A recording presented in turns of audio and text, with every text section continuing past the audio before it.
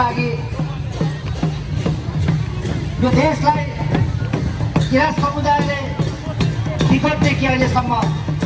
यो देशको लागि निर्माणको लागि राष्ट्र निर्माणको लागि समाज निर्माणको लागि गर्ने भूमिकाहरूको विषयमा हामीले अहिले नै केही शब्दमा सुनाउन सकिँदैन। हजारौँ वर्ष पहिले यस सभ्यताको समाज निर्माण गर्दै गर्दा राई याखाले राई समुदायले यो देश निर्माणमा अहम भूमिका निर्वाह गरेको छ र अहिले पनि इमान्दार छ राई समुदायहरू लागेको छ। हामीले यो देशलाई सबै जात जातिको सङ्गमको रूपमा सबै जात जातिलाई एकता सूत्रको रूपमा यहाँका भाषिक यहाँका सांस्कृतिक धार्मिक हरेक क्षेत्रलाई हामीले एक गरेर सबै जात जातिको सम्मानलाई एक सूत्रमा बाँध्न सक्यो भने यो देश धनीमा थिएन विश्व समुदायमा यो देशले आफ्नो स्थान पाउनेछ भन्ने पनि म यहाँ सबैलाई अवगत गराउन चाहन्छु। 436 वर्णको साझा फुलबारी यो 436 वर्णको साझा फुलबारीमा सबै जात जातिले समुदायले आफ्नो स्थान पाउनुपर्छ र राष्ट्रले विवेक गरेर हुँदैन भन्ने हाम्रो सन्देश पनि त्यो नाच सुनेको माध्यमबाट हामी त्यो सन्देश पनि दिन चाहन्छौँ र त्यति राज्यले कुनै जात कुनै एकल समुदाय कुनै वर्ग जातिलाई मात्रै स्थान दिन्छ भने त्यो देशले त्यो राज्यको शासकले अनिष्ट भोग्नुपर्छ भने त्यो सन्देश दिन पनि चाहन्छ। र विशेष त अब त्यो कुराहरू आदरणीय मेरा मित्र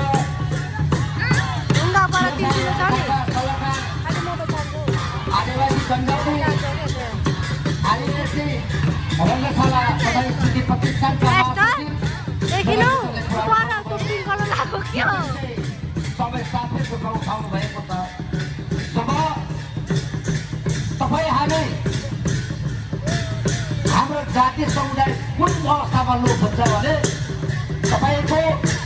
धर्म भाषा संस्कृति पहिचान र लिपि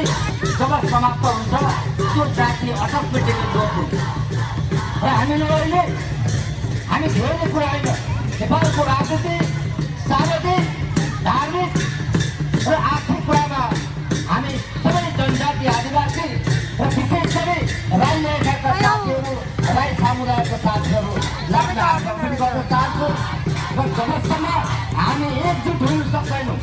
हामी बिचको एकता कायम गर्न सक्दैनौँ तबसम्म हामीले समृद्धिको बाटोमा अगाडि बढाउन चाहन्छौँ सक्छौँ र देशको समुदायलाई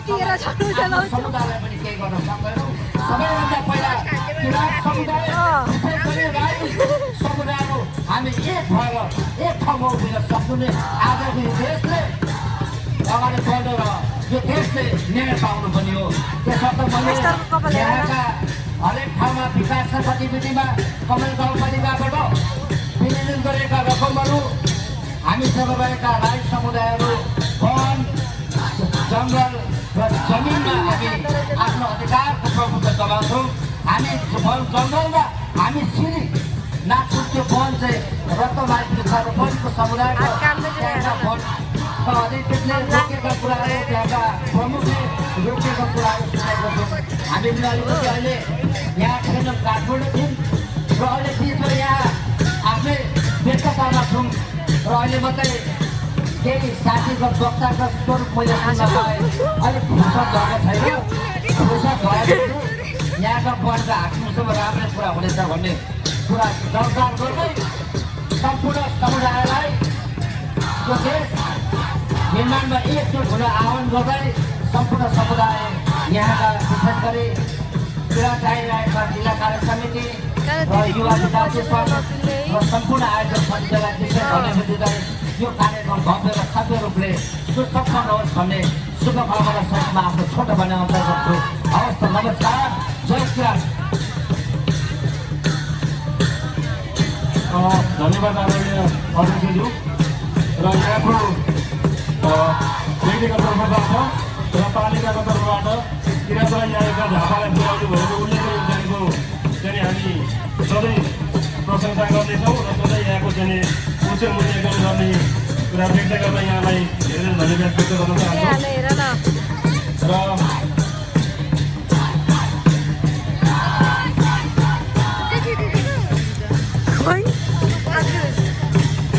अब यो साकेला सबै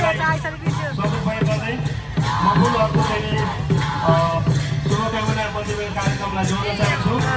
र उक्त कार्यक्रमभन्दा पहिले चाहिँ म केही जानकारी पनि गराउन चाहन्छु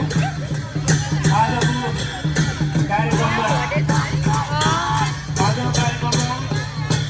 बुसामोङ निवासी गोरबहादुर राई र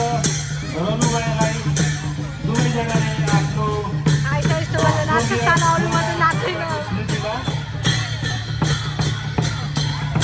सुम्निन पार्वको चाहिँ निर्माणाधीन मूर्तिका लागि रु 1,01,500 रुपियाँको दरले सहयोग गर्ने चाहिँ उहाँले चाहिँ आग्रह गर्नुभएको छ। यो कार्यक्रमकै दौरानमा सहयोगमा गर्नुभएको छ। त्यसैले उहाँलाई के सहयोग पछाडि हामी समय व्यवस्थापन गर्नेछौँ र धरानीस्थित सुम्निमा पार्वको चाहिँ निर्माणाधीन स्थानीय तथा मूर्ति निर्माण उपसमितिका संयोजक सदस्य जो हुनुहुन्छ कृपया सम्पर्क राखिदिनु हुनका लागि हार्दिक अनुरोध गर्दछु स्टेजमा।